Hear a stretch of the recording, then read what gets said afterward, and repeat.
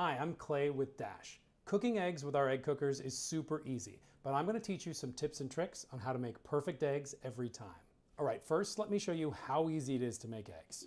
All you're going to do is use the little pin on the bottom of the cup to pierce the wide side of each egg.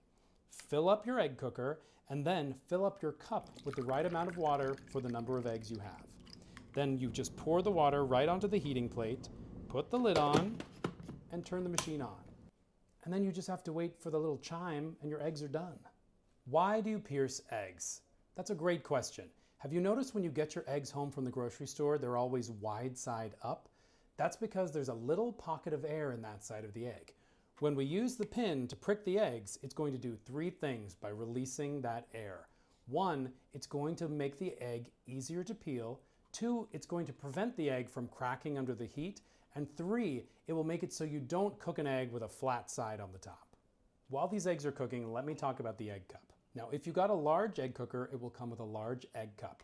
And if you read the side, you might be thinking, why does it take less water to cook more eggs?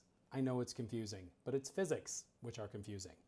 Less eggs take up less space, which means there needs to be more steam to cook them.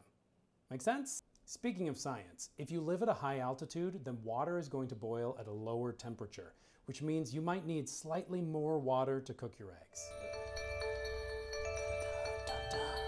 My eggs are done.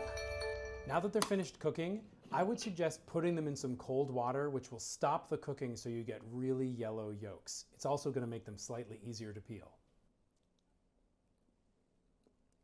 That's a perfect egg. And that's it.